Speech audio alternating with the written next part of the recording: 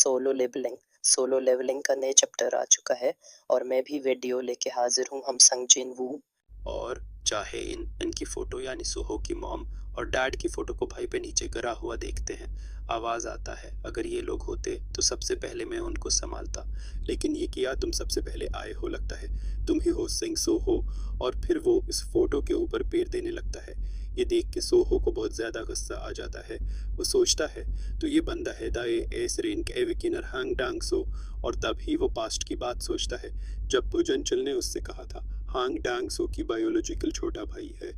Hong डांग सो वो एक S rank Hunter है और बहुत ज्यादा खतरनाक है। सोहो के कहने से कोई भी गार्ड वो सोहो को नहीं दे रहा है, पर अगर कभी वो उसके सामने आ जाए तो भी ना किसी सोच के उसे बाहर से भागना होगा। इस तरफ हांग डांग सो वो उसे देख रहा था। बहुत ही गुस्से से सोहो कहता है, हांग डांग सो किया तुम यहाँ पर बदला लेने आए हो तुम्हारे भाई का, पर अब किया जब मैंने तुम्हारे भाई को मारा ही नहीं, तुम्हारे भाई को मारा है एक बंदा जिसका नाम था किंग तासक। ये सुन के वो सोचता है ये बच्चा क्या कह रहा है। यहाँ तक कि सिर्फ मुझे नहीं बल्कि ये किंग तासक के बारे में भी जानता है।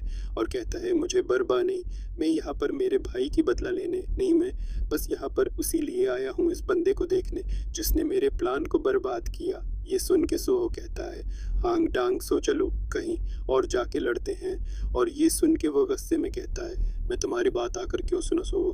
तभी गुस्से में दरवाजे में जोर से पंच मारता है। वो दरवाजा वो जगह जैसे कि टूटने लगता है, पर वो तभी बाहर निकलते हुए कहता है देखो मेरे अंकल मेरे बारे में चिंता कर रहे होंगे और यहाँ पे हंटर्स को और सिक्योरिटी कंपनी को आने में 5 मिनट भी नहीं लगेंगे।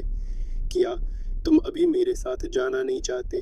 ये सुन के वो हंसता और सोचता है शेटी बरेट। और तभी हमें किसी और जगह में कोई पुराने से खंडर सा फैक्ट्री के अंदर दिखाया जाता है। सिंह सोहो और हांग डांग सोहो दोनों आमने सामने यहाँ पे। हांग डांग सोहो कहता है ऐसा लगता है तुम मुझे देख के डर नहीं रही हो, लगता है तुम्हारे रेयर अवेकनिंग ने तुम्हारे अंदर बहुत ज्यादा कॉन्फिडेंस भर दिया है। क्या सच में तुम कोई यूसरेंग बन चुके हो या फिर कुछ और। सोहो कहता है मुझे नहीं पता, मैंने अभी री असिस्ट नहीं कर पाया है, पर मैं तुमसे एक चीज पूछना चाहता हूँ, तुमने स्टार फर्गमेंट को कैसे अपडेट किया। वो कहता है क्या तुम्हें वो चाहिए, पर मैं ये तुम्हें क्यों बताओ।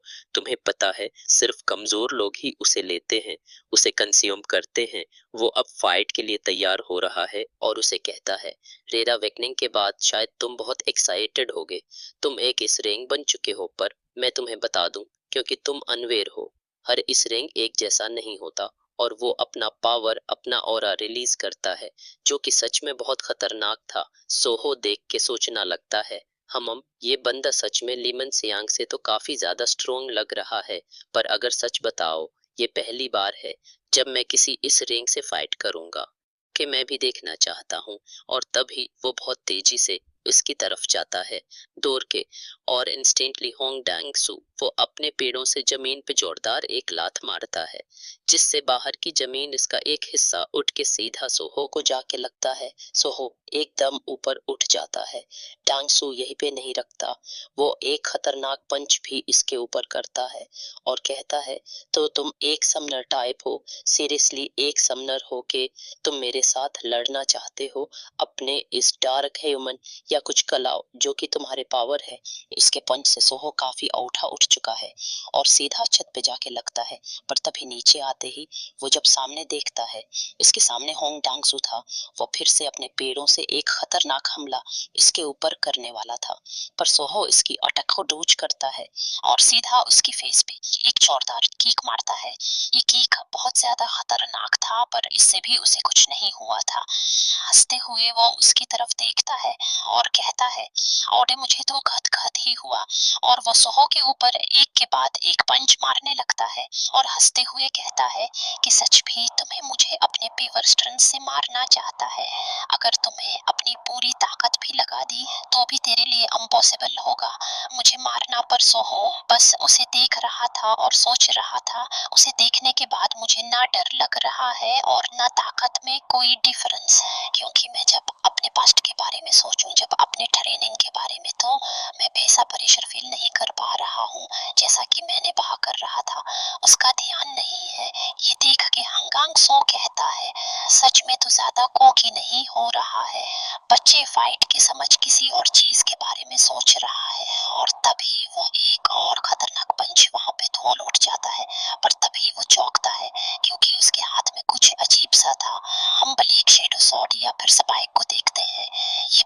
तूने कभी इस हथियार को निकाला।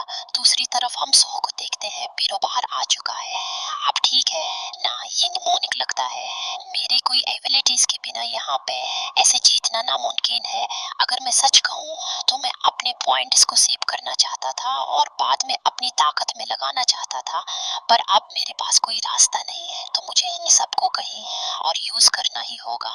अब सीरियस होके लड़ते हैं और तभी उसी धौल में हम उसके रूप को बदलते हुए देखते हैं, उसके ऊपर शेडोज को आते हुए देखते हैं और तभी बाबी सोहो अपना ऑरा रिलीज करता है और उसके सामने आके कहता है, तो फिर हैंग ऑन सो अब शुरू करें दूसरा राउंड। और अब हम देखते हैं नोटिस में उसने अलग अलग आइटम्स को करेट करा है जिनकी की करेट रेयर है और उसका रूप पूरी तरह से बदल चुका है, हेरवेक है।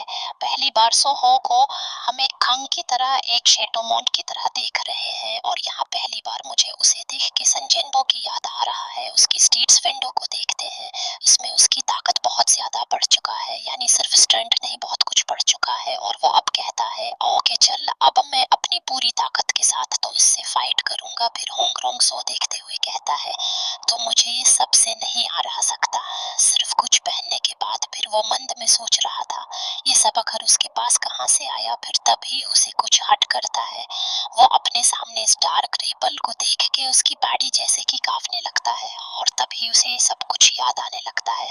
सेंग जंबो अपने पास्ट लाइफ, अपने पास्ट मेमोरी के बारे में, जहाँ पे सेंग जंबो इससे कह रहा था, हमारा नाम ग्रेट कैसा होगा क्योंकि तुम लोग की वजह से मरी। तुम क्या सोचते हो इस बारे में, क्या तुम्हें पसंद है होंग टोंग सो नाम। और तभी शायद उसे यहाँ पे अपने पास्ट लाइफ में हुए शेडोज की बात याद आता है, जहाँ पे वो सिंह जंबो का सिर्फ एक शेडो था और उसने उसे बड़ी तरह से मारा था। उसकी आंखों में हम इस डर को देख सकते हैं। तो अब आगे क्या होगा, क्या उसे सब कुछ याद आ जाएगा और उस पर जैसे क्या वो सिंह सोंग के साथ आ जाएगा, या फिर सिंह सोंग को उसे मार के फिर